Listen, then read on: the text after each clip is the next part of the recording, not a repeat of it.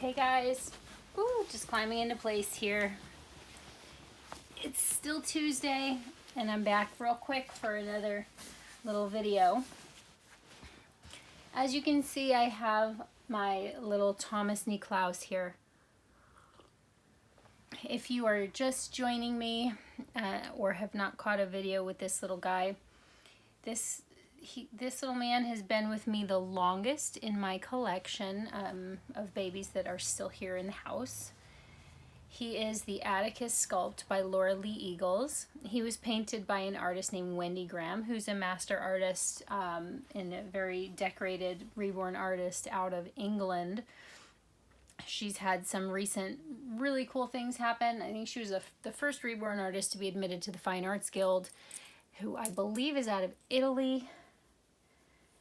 She also recently was awarded a status where she will be, all of her babies will be cataloged, and each one will have a name and a date and will only be produced once to kind of ensure one-of-a-kind creations for her customers. So that was really cool.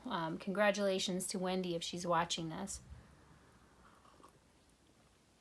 I'm here with some little reborn confessions about this man while I change him. I'm going to put him into a little blue sleeper that he was resent to me by Wendy. He had gone back to Wendy last year sometime to get some bangs added to bring his hairline just a little lower from what it was, and to get some touch-ups on his varnish. And when I opened the box and took him out, he looked like such a little boy, so I'm going to put him back into it. And so let's get him situated. He is the cutest. And my confessions about this little guy is that I have gone back and forth in my head about selling him, rehoming him, selling him. And I really don't want to. That's where it stands. So the reason for it is that it's, I guess the simplest way to put it is money, right? He's the most expensive doll in my collection except for my silicone. And I interact with him the least. Part of it probably is the price. Part of it is, I think his straight arm, maybe. Maybe, to put it simply. So I don't interact with him as much. And so when I think about, well, I really should, recoup some funds and pay some of my dolly debt down, and who could I part with? He's more display than anything,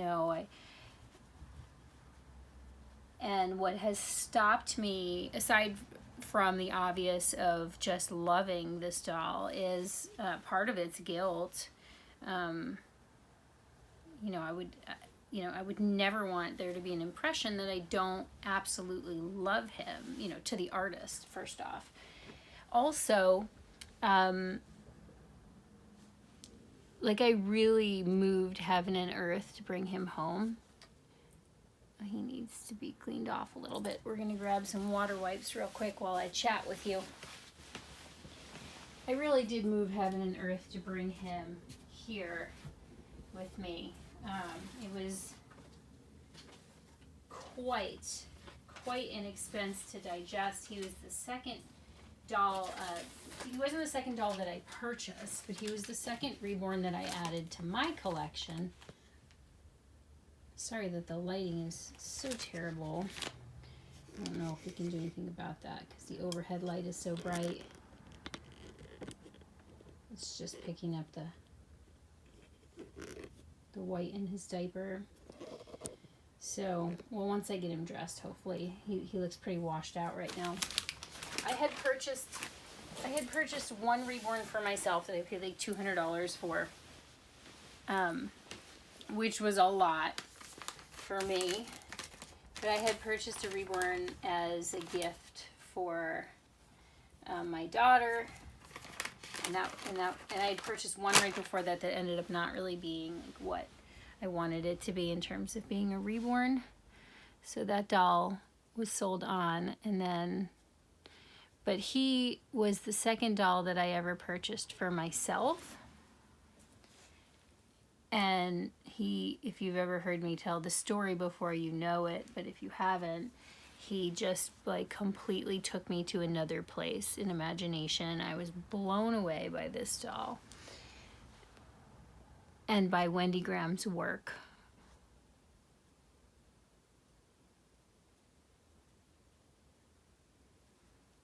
I need to get a little Q-tip really. So this is not a, what do they call those?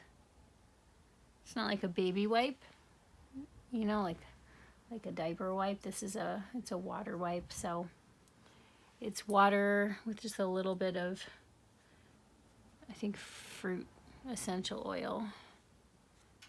I'm just lightly dusting him off.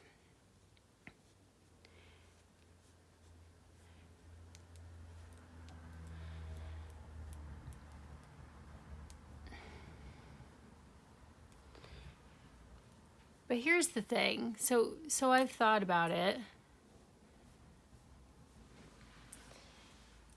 And then I pull, every time I've gotten close, I pull back. You know, it's tempting and alluring to be able to put his value towards, like I said, like paying down some of my dolly debt, getting back to a good equilibrium quickly, right? Quickly rather than slowly.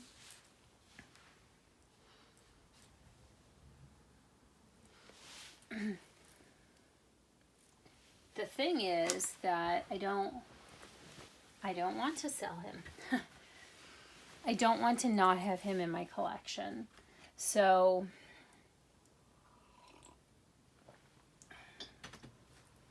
the funny thing is when it comes to set money and selling when I feel like I'm not interacting, or selling when I feel like I need to for money or what have you, like it can come on real quick. But the sums of money that we're talking about are really like after a little while you get beyond that and you're caught up and you have the money back, and then that doll is gone. Like I was looking at pictures of Brewster the other day, and I was just like, especially looking at Brewster. Brewster was my peanut sculpt by Priscilla Lopez, painted by the same artist, Wendy Graham. She was a little red-headed beauty. And I was looking at pictures of her next to him, and I was just like, God, I cannot believe that I parted with that doll. And when I look at her, I'm like, man, I could have really just had him and her together and would have been thrilled because I love this artist's work. So the money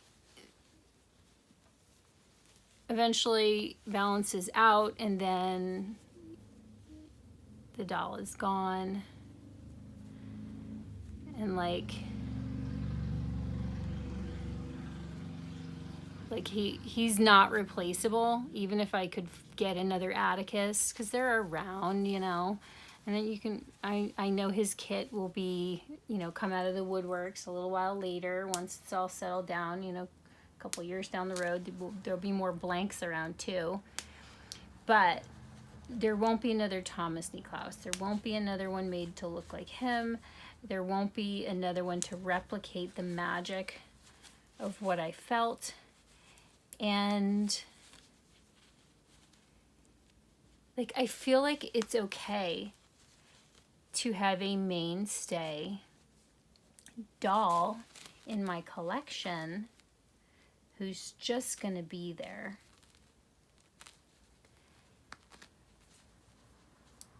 And what happens is I think what happens to a lot of us, when I feel lack, when I feel like fear over, you know, like where's the money going to come from, I go down that rabbit hole.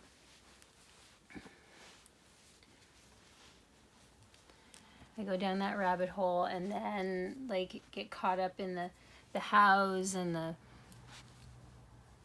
the reaction to all of that, rather than staying in the knowing that I'll work it out. And like attitude and belief, to me, you know, plays such a big part in the way that we manage our abundance, I guess is the easiest way to put it. So incredibly, which we've talked about a couple times on this channel and other people have talked about, the funds always come together. Like when you decide that you want something, it like works out somehow. I mean, look at all of us with these dolls, and we've had this conversation. Not a lot of us are, you know, incredibly wealthy people, and a lot of us would have like never dreamed about spending $300 on a doll once upon a time, and now have, you know, 2, 3, 5, 10 dolls in our collection that cost more than that. So the way that it pulls together when you shift your priorities, when you believe you can make it happen, when you like hustle to make it happen, it happens. So, and it's all about like focus, priorities, choices, that kind of thing. So, I'm not going to sell him. I'm not going to sell him because he's not as widely loved as Charlie. He's not as rare of a kit as Will. But like, this is my little guy. And so I thought I'd put him in some little baby blues. He's been sitting up on the shelf. And they all look so cute up there, looking down. They stay up there. They get played with a little bit less, I guess, because they look so cute. I don't want to take them down, and they're kind of like up, and I have to bring a chair and climb up and get them down, but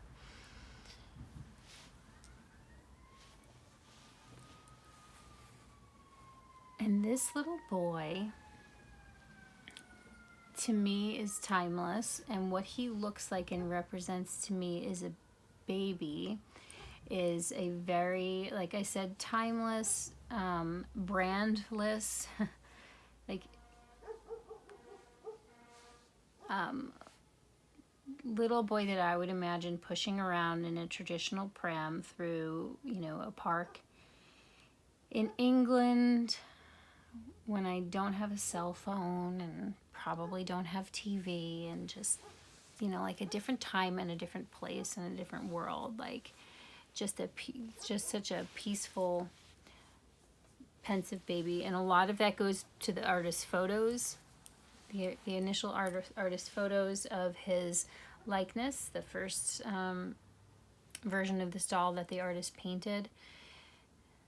But it is the like energy that captured me. And so there he is.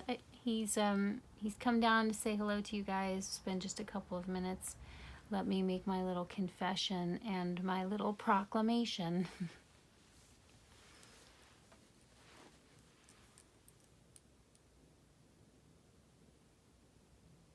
And at the end of the day, they are dolls. So if you have a doll that you completely love and love for years and decide you're going to sell it on and don't feel emotional, I don't feel that you should feel guilty for that, because it's an item.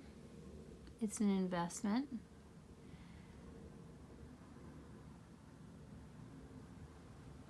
I think you should feel good about it when you do it, unless you're in a situation where like you absolutely have to, in like an acute, immediate situation. I think that whether you keep or sell, you should feel good, as with any choice in life, whether you stay or go, keep or sell, do or don't. You should do it and feel good about it. You know, not do or don't do and feel resistant or regretful. Okay guys, that's my short little video. I hope you enjoyed seeing this little cutie pie. We're gonna get on with our evening, but thank you so much for stopping by and visiting with us again. Hope you're having a wonderful week. Sending out lots of love from us to you, and we'll catch y'all soon. Okay, bye for now.